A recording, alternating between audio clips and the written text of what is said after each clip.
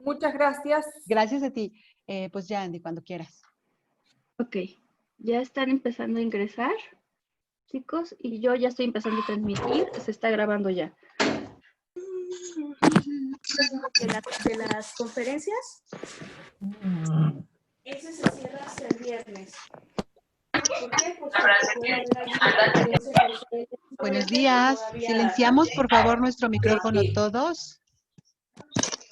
no coincide con el tiempo de cierre de las por eso ese es el único, junto con la clima del encuadre. De ahí en fuera siempre las actividades se abren. ¿Listo, Beto? Sí.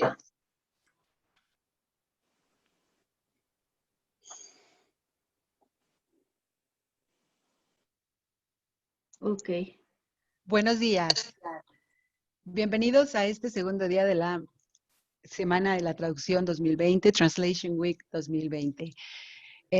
Gracias a todos por acompañarnos. Estamos muy emocionados. En el marco de la Semana de la Traducción 2020 y de una fuerte campaña de visibilización del mediador lingüístico que está llevándose a cabo de forma mundial, quiero aprovechar esta ocasión para agradecer infinitamente a nuestros intérpretes que lo están haciendo fabuloso. Entonces, pues bueno, nuestro más sincero agradecimiento y reconocimiento. Hoy cuentan también con esa posibilidad. Y pues bueno, muchísimas gracias por su pasión, su compromiso, su tiempo, sus habilidades, sus conocimientos y por aportar a este noble proyecto. Daniela Hernández, Diego Vázquez, Daniela Sánchez, Guillermo Casillas y Patrick Chopin. Iniciamos entonces esta ponencia con la licenciada Perla Hassan, titulada Desafíos pedagógicos en la construcción de la competencia traductora, aportes en el marco de la cátedra Práctica de la Traducción Especializada. Perla Hassan nació en 1969 en la ciudad de Santa Fe de la Veracruz, República Argentina. Se graduó de profesora de inglés en 1995, de traductora literaria y técnico-científica en 1997 y en 2003 obtuvo el título de licenciada en inglés por la Facultad de Humanidades y Ciencias de la Universidad Nacional del Litoral. Entre las actividades profesionales están la enseñanza en el nivel superior para la formación docente en idiomas para nivel primario y secundario y la docencia en una tecnicatura sociohumanística de traducción. También se desempeña como docente para la enseñanza de idioma inglés con fines académicos. Esto en las facultades de Psicología y de Filosofía y Humanidades de la Universidad Católica de Santa Fe.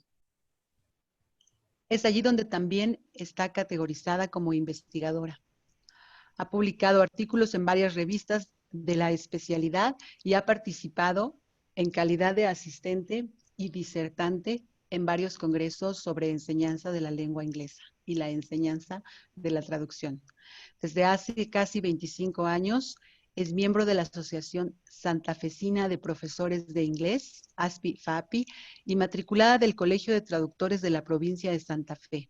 A su vez, integrante de la Federación Argentina de Traductores, miembro de la Federación Internacional de Traductores, FIT, y actualmente es traductora independiente y administra una comunidad en Facebook que se denomina de traducción e interpretación, que cuenta con más de 1,700 seguidores de diversos países.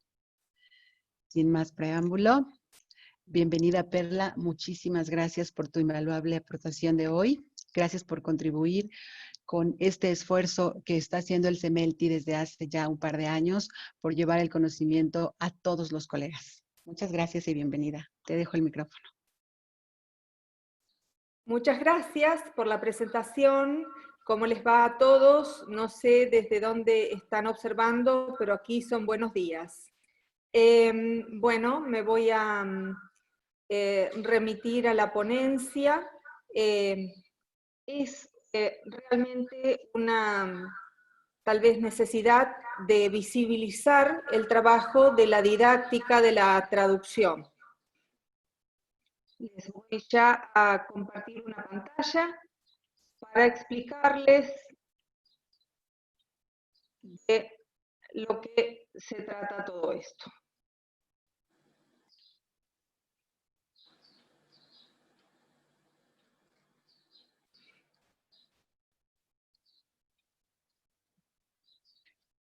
¿Se puede ver bien?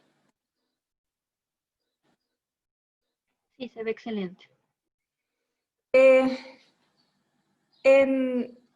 la actividad de la formación de traductores hay siempre un desafío pedagógico.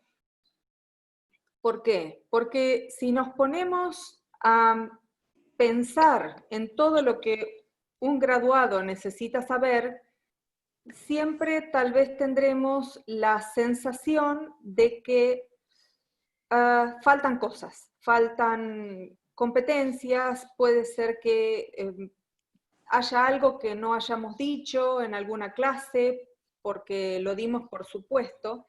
Entonces, bueno, la construcción de la competencia traductora es un desafío pedagógico en la formación de los traductores, y este trabajo está orientado a la cátedra que tengo a mi cargo, que es la práctica de la traducción especializada.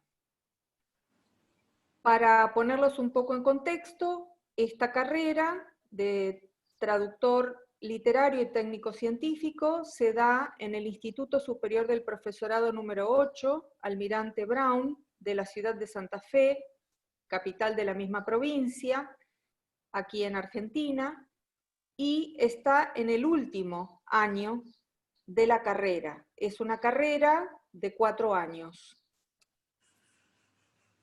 Aquí técnicamente les presento el contexto. El plan de estudios está normado por un decreto que es el 4866/88. Ese es el decreto que rige el plan de estudios. Esto refleja la realidad cotidiana de nuestro quehacer como docentes de la carrera y una realidad que va más allá de la nuestra dentro de las aulas o a través de la virtualidad, en este caso, de la que no me voy a ocupar en esta ponencia. ¿Qué antecedentes puedo darles yo acerca de esta carrera? Los estudiantes que ingresan tienen una formación en lengua inglesa a lo largo de los 4 años, formación en lengua española, una formación sociohumanística a través de las historias y las literaturas que van viendo a lo largo de la carrera, una formación específica que está integrada por una introducción a la traducción, una traducción científica y técnica 1, que se da en 3er año, a mi cargo también, en donde se ven las disciplinas de ciencias exactas, de la salud, naturales, y traducción científica técnica 2, en donde por cuestiones de organización discursiva se ven las ciencias sociales y las humanidades. También tienen traducción literaria, estudio comparado, y la práctica de la traducción especializada, y a su vez tienen 2 niveles de lengua española. Bueno, esta es la realidad con la que se trabaja a lo largo de 4 años para la formación de traductores. Básicamente, esta realidad lo que ha reflejado a lo largo del tiempo, en estos 32 años de vigencia de este plan de estudios, es que hay carencias. Las carencias son las que enumero a continuación. Los estudiantes acceden a materias de traducción recién en el segundo año de la carrera, es decir, que en primer año no ven nada de traducción y no traducen nada. Hay ciertas unidades curriculares, materias o asignaturas, no sé cómo les llaman, que tienen poca carga horaria, y a lo largo del tiempo se ha estado viendo esto. Históricamente, muchos docentes de algunas asignaturas específicas de traducción no eran traductores, no estuvieron a cargo de traductores, eran profesores de inglés que daban traducción, lo que implicaba que los cursantes tenían un perfil híbrido, porque percibían la lengua en términos de ser enseñada y no de ser traducida. Y por último, pero por esto no menos importante, esta carrera ha acompañado los cambios de la globalización y la revolución de las comunicaciones. En consecuencia, una materia como informática aplicada a la traducción formalmente no existe. Lo que sí es que siempre tratando de buscar soluciones, hemos encontrado formas de compensar estas carencias. Hay mucho trabajo interdisciplinario, hubo una normativa que favoreció la presencia de traductores a cargo de las materias que son específicas de traducción, la formación en herramientas informáticas para traductores, la repartimos entre las diversas asignaturas, es decir, que los alumnos necesitan estar alfabetizados desde el punto de vista informático, desde el punto de vista digital. Y bueno, lo que sí hay que destacar es que esta cátedra de la práctica de la traducción especializada siempre fue la única en todo el plan de estudio que exigía que un docente fuera el traductor en ejercicio. Es decir, no podía ser profesor. Siempre estuvo a cargo de un traductor. Bueno, visto esto como contexto de la carrera, tengo que agregar que la carrera no es una carrera universitaria, forma parte del nivel terciario no universitario. Sin embargo, hay ofertas de reconversión de títulos y nuestros egresados suelen seguir una licenciatura en la universidad. Bueno, hablemos de las competencias traductoras, que es lo que nos ocupa en este trabajo. Las competencias traductoras han sido abordadas por varios autores desde hace ya un tiempo. Si ponemos un poco el foco en una línea temporal, vemos que estos estudios comenzaron en la década de 1960, se impulsaron un poco más o se afianzaron un poco más en la década de 1980, y realmente para el año 2000 vemos un poco más socializados trabajos que se habían venido dando anteriormente ya de una manera más sólida. Muchos al principio las denominaron habilidades, Lowe, Pym, Hattim y Mason. Wills las llamó performance, como equivalencias, digamos, a capacidad, actividad o función. North, en 1991, habla de translational competence, translation competence. Chesterman, de translational competence. Kelly, ya un poquito más ha llegado a estos tiempos, a este siglo, diferencia el grupo de habilidades, de destrezas. que,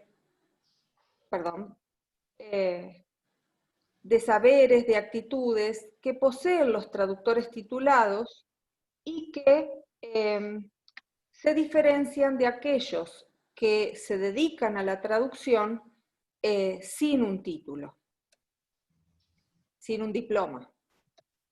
Wills sugiere 3 competencias que algunos autores desarrollarán posteriormente. Una competencia receptiva en el texto de origen, es decir, la habilidad de decodificar y comprender el texto de origen. Una competencia productiva en el texto meta, la habilidad de utilizar los recursos lingüísticos y textuales del texto meta. Una supercompetencia definida como la habilidad de transferir mensajes entre sistemas lingüísticos y textuales de la cultura de origen y sistemas lingüísticos y textuales de la cultura de llegada. Delisle, en 1980, identifica en todos los traductores 4 competencias básicas: la competencia lingüística, la enciclopédica, la cognitiva y la de reexpresión.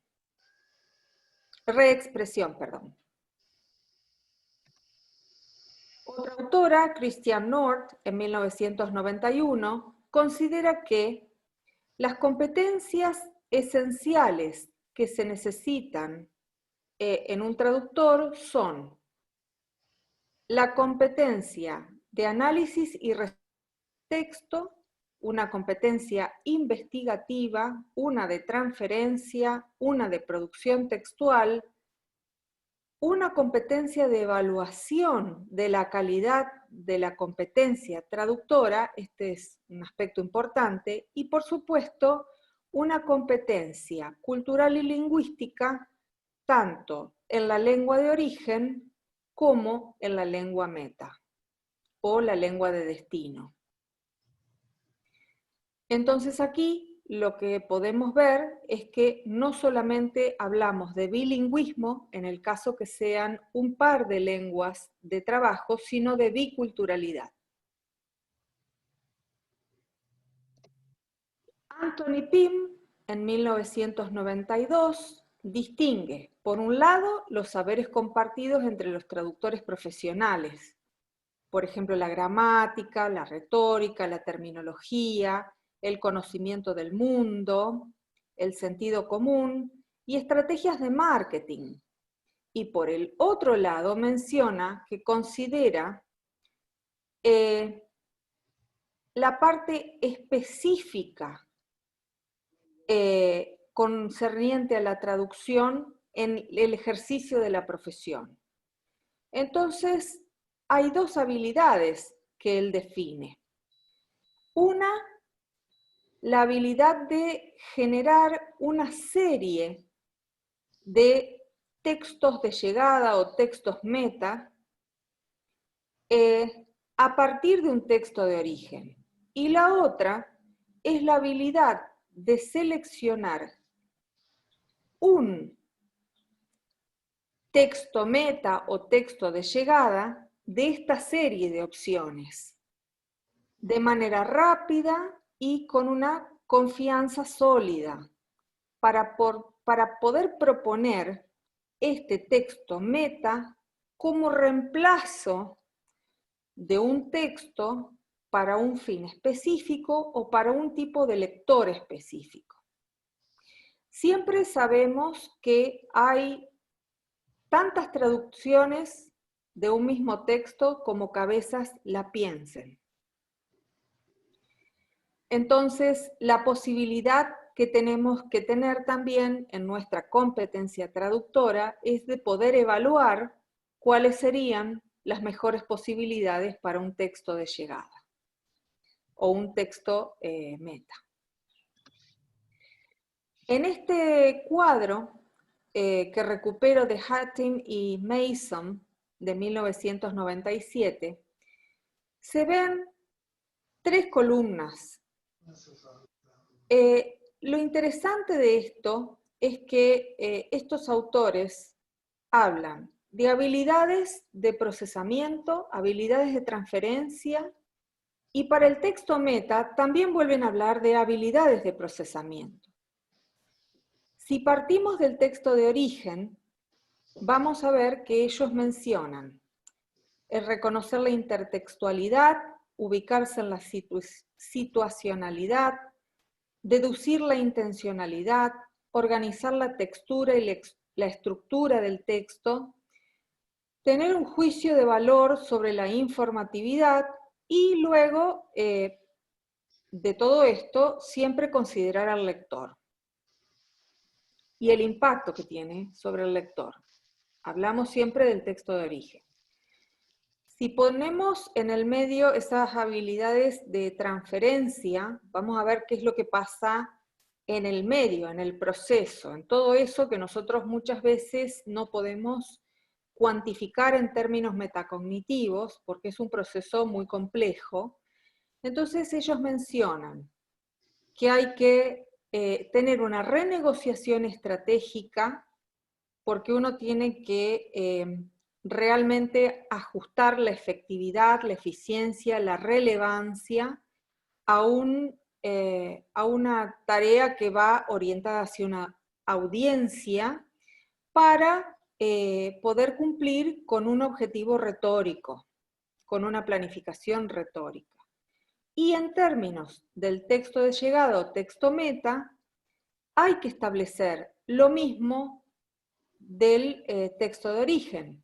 La intertextualidad, la situacionalidad, hay que crear la intencionalidad, hay que volver a organizar la estructura y la textura, hay que ver si se cumple el fin de la informatividad y también cuál va a ser el impacto que tenga sobre esa audiencia o la lectoría que va a ser el destinatario de este texto que estamos produciendo. Newbert, en el año 2000, sugiere 5 elementos que componen la competencia traductora. La competencia lingüística, la competencia textual, la del especialista en la materia, la competencia cultural, la competencia de transferencia. Sostiene que existe una interrelación entre las diferentes subcompetencias y caracteriza la competencia del traductor por su complejidad, heterogeneidad, aproximación, apertura, creatividad, situacionalidad e historicidad. Estos 7 factores que caracterizan la competencia traductora se entrelazan y vinculan entre sí y están presentes en todos los procesos involucrados en la traducción. Vista así, la adquisición de la competencia traductora se encuentra siempre en un estado no finito, que requiere que los traductores estén continuamente actualizándose y por consiguiente lograr la capacidad de ser creativos. Es la interacción de estas 5 competencias lo que precisamente distingue a la traducción de otras áreas de la comunicación. Bueno, con respecto a España, tenemos al grupo PACTE, que es un grupo que se constituyó en la Universidad Autónoma de Barcelona y empezó a estudiar el proceso de adquisición de la competencia traductora y la evaluación. En este gráfico, donde se sintetizan los elementos que ellos están estudiando, lo que podemos ver es que, dicho de forma cotidiana, todo tiene que ver con todo. Hay una subcompetencia bilingüe, una extralingüística, un conocimiento sobre la traducción, una subcompetencia instrumental, que se relacionan entre sí y se vinculan a su vez con una subcompetencia estratégica. A esto, como es de esperar, También lo vinculan con los componentes psicofisiológicos que tienen que ver en el esquema de la comunicación. ¿Se acuerdan que Kerbrat Orecchioni, en el esquema famoso de comunicación o de enunciación, lo que incluyen son las competencias? Si no hay competencias desde el emisor o desde el receptor, no hay comunicación. También sucede en la traducción. Bueno, esto evoluciona. Dorothy Kelly también propone una definición propia de competencia traductora.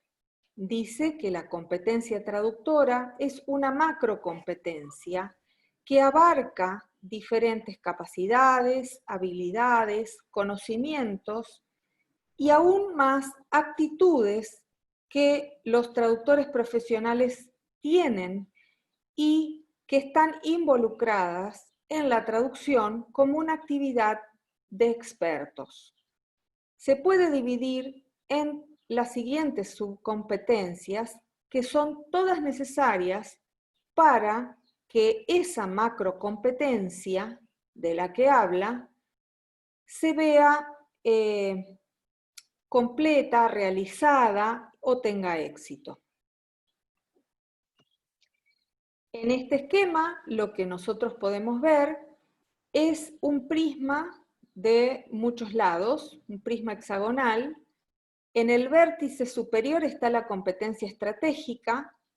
En distintas facetas van a estar la competencia comunicativa textual en al menos 2 lenguas y culturas, que está vinculada con la competencia cultural, luego una competencia instrumental profesional, una competencia temática, y en la base, competencia interpersonal y la psicofisiológica.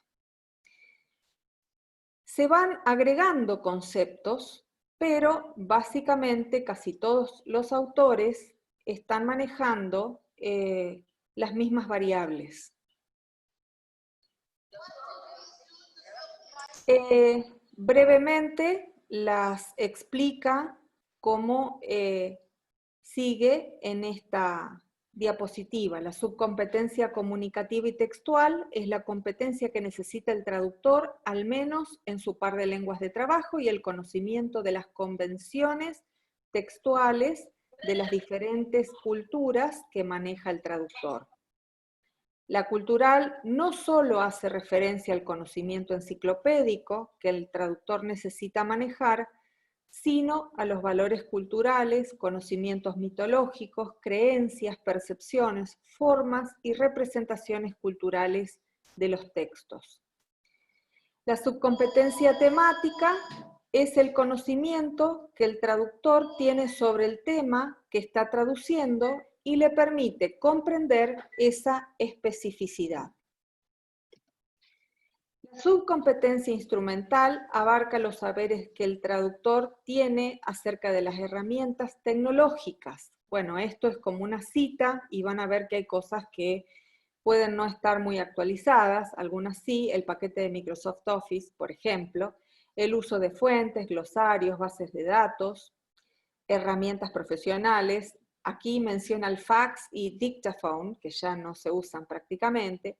Incluyen conocimientos acerca del ejercicio profesional, tales como contratos, obligaciones fiscales, armado de presupuestos, ética y asociaciones profesionales. La subcompetencia psicofisiológica es el conocimiento que el traductor tiene sobre sus propias capacidades en lo cognitivo, la atención, la memoria, además de la confianza en sí mismo. Estas últimas dos, la subcompetencia interpersonal, está definida como la capacidad o habilidad de trabajar en equipo, relacionarse con colegas, no solo traductores, sino también con clientes, autores, especialistas en determinadas áreas, terminólogos y editores. Y la subcompetencia estratégica involucra todas las operaciones que se llevan a cabo durante el proceso de traducción incluye también la resolución de posibles problemas. No sé si les suena el concepto Solution Developer. Siempre estamos tratando de solucionar problemas de comunicación. Incluye la autoevaluación, la corrección, es la capacidad de tomar decisiones rápidas y eficientes al traducir. Kaiser and Cook, en 1994, dicen que vista desde el lugar de un experto, la traducción es básicamente una actividad que nos hace solucionar problemas, lo cual involucra el reconocimiento y la toma de decisiones, ya que reconocerlos antecede a las decisiones relacionadas con la variedad de estrategias a tomar para resolverlos. Hasta aquí muchas otras profesiones comparten todas estas subcompetencias. No son exclusivas para los traductores. No obstante, lo que distingue a las competencias de los traductores de la de los otros grupos de profesionales es la combinación de la cantidad de subcompetencias y su interrelación. Bueno, llegamos a la traducción especializada, que es lo que nos ocupa, además de la competencia traductora. Una definición que podría ser bastante completa es que la traducción especializada fundamentalmente distingue los lenguajes de especialidad de la lengua común. Se ocupa de textos referenciales que usan un léxico específico, van destinados a un público más o menos restringido y desempeñan una función práctica y no estética. Así se entiende que el alumno desarrolle sus competencias traductoras en variados campos que surgen del encuentro de necesidades textuales discursivas y contextuales que estén conectadas con una sólida formación profesional y con posibilidades de desempeño concreto en el medio sociocultural circundante, favoreciendo de esta manera la transmisión del contenido del mensaje original de la manera más fiel y clara posible, según Barros Ochoa y Gutiérrez Rodilla. Dicho de otro modo, esta asignatura que yo vengo a presentarles adquiere el calificativo integrador. Debe entenderse, pues, en un doble sentido. Esta asignatura es integradora de todas las competencias adquiridas anteriormente, además de integradora del análisis de la traducción como proceso y como producto en sus relaciones internas y externas. Creo que este ha sido un breve panorama de la evolución del concepto de competencia traductora para focalizarnos ahora en lo que realmente sucede puertas adentro de la cátedra de la práctica de la traducción especializada. Ojalá supiera si hay docentes de traducción, pero no por esto, ante el público general, voy a, digamos, dejar de socializar esta experiencia porque en algún punto todos hemos sido alumnos, ¿verdad?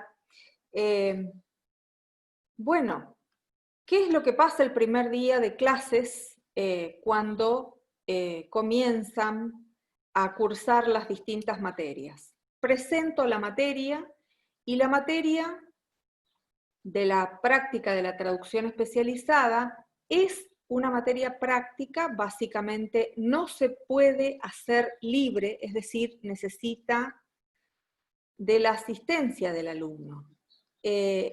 Dicho en inglés, el alumno tiene que ser un attending student, es decir, un alumno presencial. Si el alumno queda libre, si se convierte en non-attending, pierde la materia y debe volver a hacerla al año siguiente. Lo que yo les explico al grupo que llega a cuarto año es que tienen que hacer dos tareas fundamentales. La primera es buscar un tutor o tutora que sea experto en un área disciplinar y que necesite una traducción de un texto de su interés de no más de 10.000 palabras. Establecemos ese cupo de palabras para no entrar en conflicto con los traductores graduados. Esas 10.000 palabras serán fraccionadas en 5 entregas de 2.000 o por lo menos un punto, no importa si son 2.100, 2.300, llegar a un punto concreto de terminar un párrafo o llegar a un subtítulo, y se van a ir traduciendo con la ayuda del tutor a lo largo del año académico.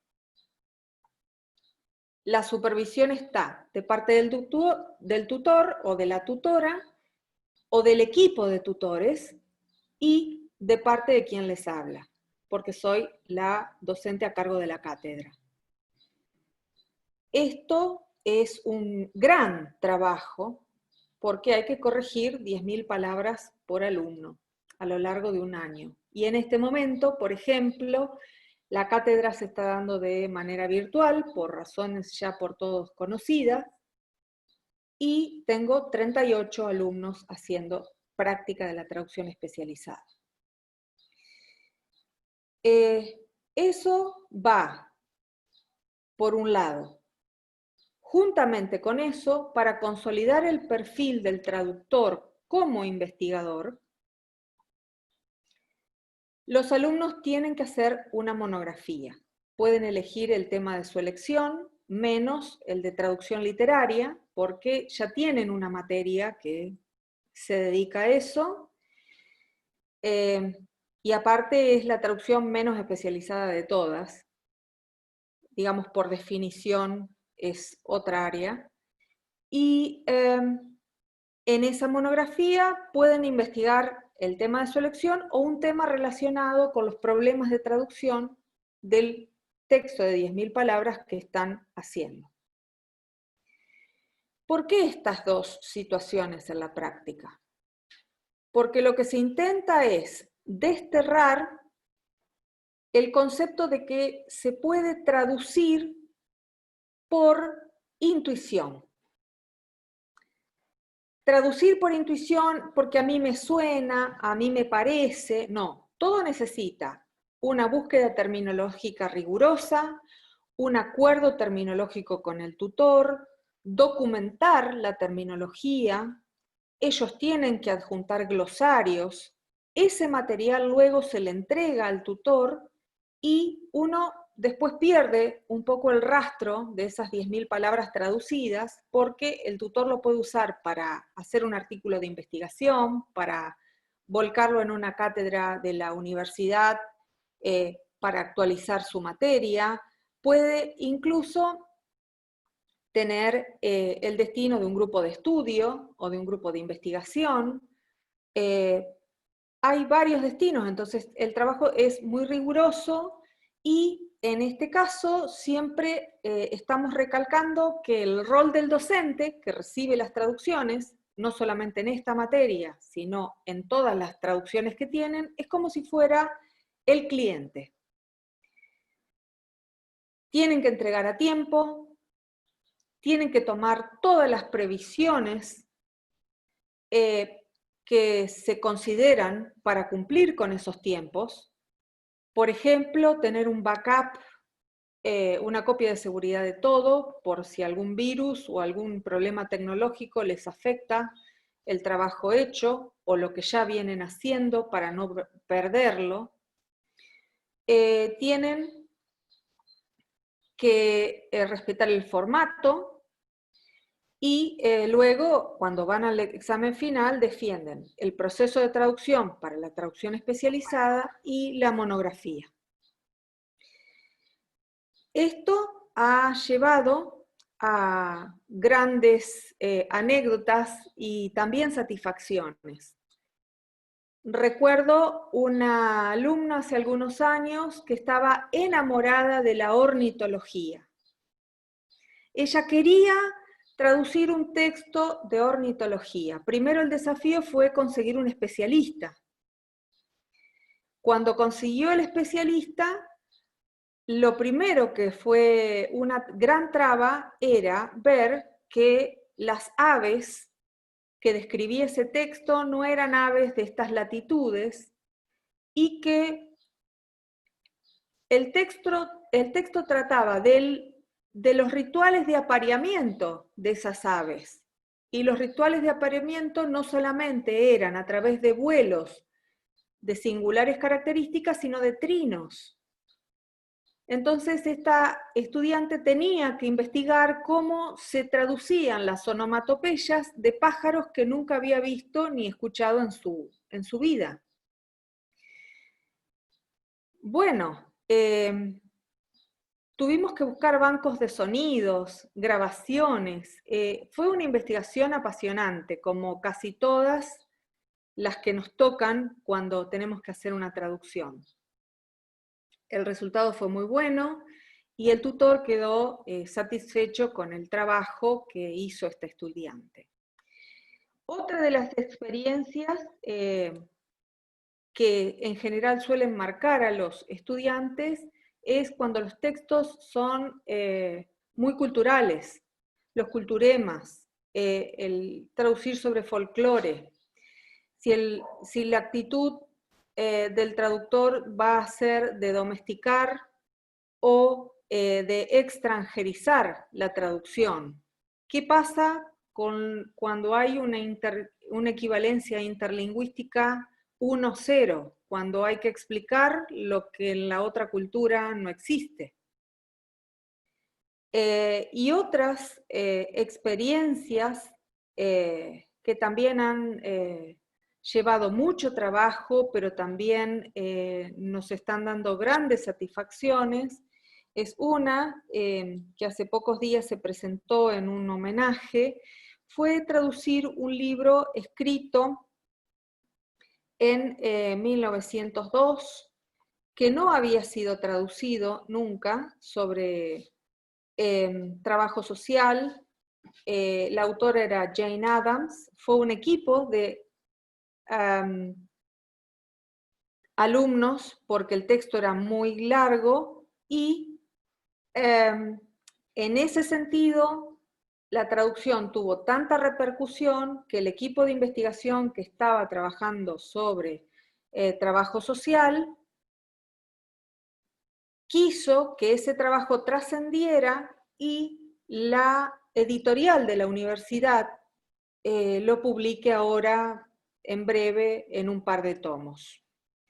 Ese libro no tenía traducción, era un libro de dominio público y muchos dicen que de haberse conocido la obra de Jane Addams en Argentina mucho antes, hubiera cambiado la historia del trabajo social en nuestro país.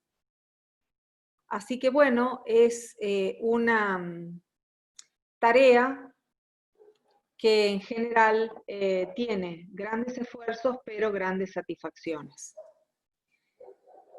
Con esto yo quiero concluir la exposición sin antes dejarles un par de imágenes. Una es una pintura de Antonello da Messina de 1475, titulada San Jerónimo en su estudio. Fíjense lo que era el estudio de traducción. Y otra imagen que pueden observar es el traductor del futuro. Son una metáfora, ambas, de lo que solemos hacer desde el mito de Babel en adelante. Así que, bueno, con esto concluyo. Espero preguntas, estoy muy agradecida y, bueno, deseo que todos estén bien y que pasen un muy lindo día del traductor mañana. Muchísimas gracias, Perla. Sí, también feliz día del traductor, por adelantado a todos. ¿Preguntas? ¿Alguien? Yo tengo una, pero quiero dar voz a nuestros asistentes primero. Empiezo. Y quería preguntarte, sí, justo se tiene en México la carrera de traducción o interpretación es relativamente, es joven y no tan joven. Tenemos 40 años ya con la primera licenciatura en el país, pero ha estado muy localizado, ya sea en el centro del país o en el norte del país. Pero independientemente de esto, se tiene la concepción un poco inexacta de que lo que decías, que la traducción puede ser intuitiva, que puedo traducir por mis instintos sin tener absolutamente ningún recurso de fundamentación teórico, de literatura, que me respalde, que me avale, que me ayude a fundamentar mis decisiones traductológicas. Y entonces, que basta con que domine o hable, presumamos que se dominen 2 lenguas. Esa es una concepción muy generalizada. El colegio ha estado tratando de visibilizar, de hacer visible el traductor y de enfatizar en que la traducción o la mediación lingüística, llámese interpretación o traducción, es una función que requiere cierto nivel bastante elevado de preparación, y la preparación formal, idealmente, en un centro de estudios que esta formación esté avalada por el sistema educativo, por ejemplo, nacional, de cualquier otro país. Pero también puede funcionar la preparación autodidacta o la preparación complementaria. Y ya decíamos que en México en particular, los traductores e intérpretes vienen de muchos caminos, ¿no?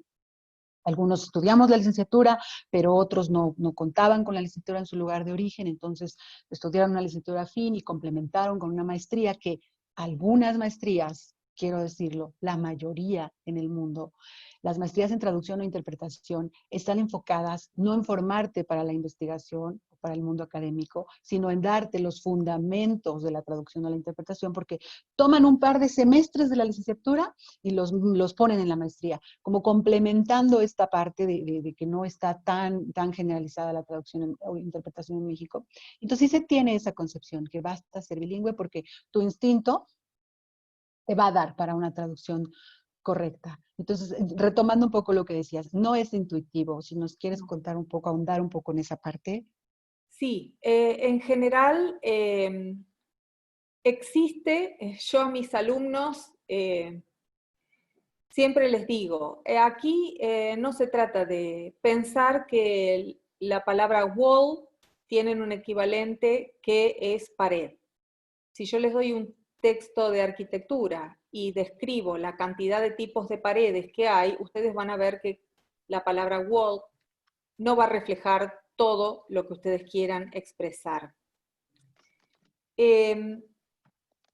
La intuición es válida después de muchos años de experiencia. Es innegable que aquel traductor muy formado y que ha recorrido un largo camino profesional puede confiar en su intuición. Por supuesto, terminamos siendo casi todos profesionales obsesivos porque terminamos controlando hasta el uso de la coma cuando corregimos un texto. Pero la base teórica en traducción es tan importante como en cualquier otra disciplina. Si uno va al médico y le dice, doctor, me duele aquí al costado del abdomen, y el médico dijera, bueno, la verdad es que no sé decirle qué es lo que le duele, porque algo vi de que de un lado estaba el hígado y del otro estaba el páncreas y el vaso. Bueno, básicamente eso nos haría no volver nunca más a ese médico. Todas las decisiones que se tomen a nivel profesional deben estar fundamentadas en lo disciplinar. Además, porque el traductor no está exento de cometer una mala praxis, al igual que un médico. Entonces, las consecuencias de una mala praxis en traducción pueden ser fatales y según las reglamentaciones de cada país, pueden incluso costar hasta la matrícula y no poder ejercer la profesión. No es lo mismo escribir 0,05 miligramos de una droga que 0,5 o 0,5 gramos y haberme olvidado la M o un 0, o decir que una máquina funciona con 220 voltios que 2200 voltios. Entonces, básicamente, los alumnos muchas veces no les gusta la teoría porque son todas teorías basadas en la lingüística. Es imposible... La maravillosa lingüística. La maravillosa lingüística. Sí. Que es la maravillosa álgebra de la sintaxis, que es lo que a los chicos muchas veces no les gusta porque es un conocimiento muy abstracto, pero es indispensable. Muchas gracias. No, por favor. Tenemos un par de preguntas. Mucha gente con buen dominio de inglés tiene más oferta de traducciones que los traductores con formación. ¿A qué se debe? ¿Al costo de la traducción? Bueno, aquí en nuestro país tenemos una frase bastante trillada que dice: yo también tengo una sobrina que estudió inglés. Una cosa es saber una lengua para ejercerla a nivel profesional y otra cosa es saber una lengua de manera social porque a mí me gusta viajar y quiero saber un idioma. La responsabilidad es otra, por eso siempre se habla de educar al cliente. El otro día escuché una charla donde hablaban de evangelizar al cliente. Es decir, cada vez que vemos la posibilidad de un trabajo, poder explicar de qué se trata nuestro trabajo y de la responsabilidad de que nosotros, por lo menos aquí, firmamos y sellamos las traducciones, no solamente las públicas, pero uno puede traducir un cuento o una receta de cocina y firmarla y sellarla. Uno es autor de la traducción, entonces no es lo mismo el precio que yo voy a cobrar cuando yo estuve años formándome e invirtiendo en una capacitación, que cuando simplemente soy un amateur gustoso de saber alguna lengua. Y bueno, siempre está, digamos, el hecho de que en algunos casos muy puntuales se detectan personas que invaden campos laborales sin tener una conducta muy ética, ¿verdad?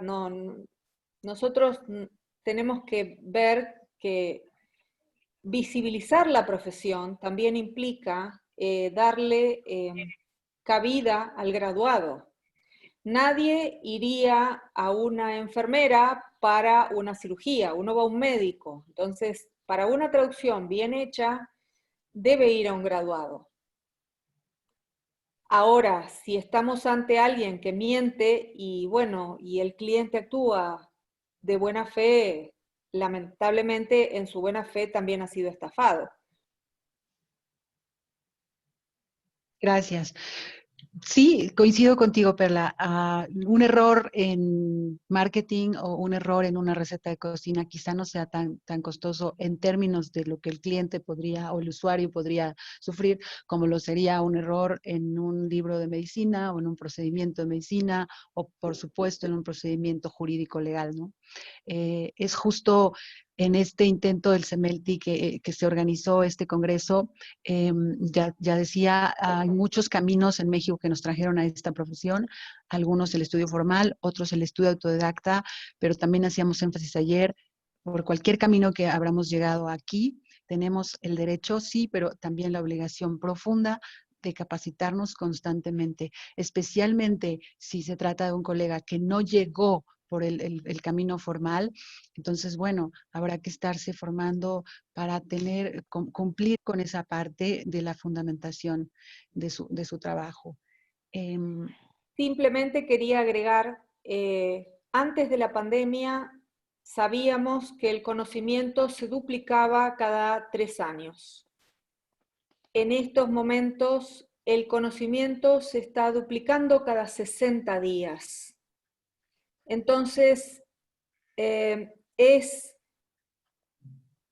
poco dimensionable para aquel que no está en nuestra actividad pensar la cantidad de cosas que nosotros tenemos que saber.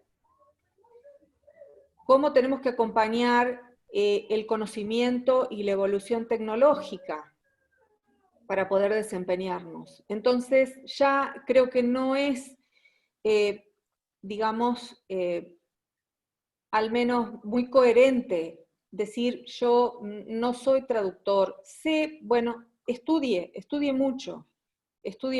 Y aquí en nuestro país, medio como que si la carrera está dictada en una institución académica, el idóneo es como que ya va perdiendo su lugar.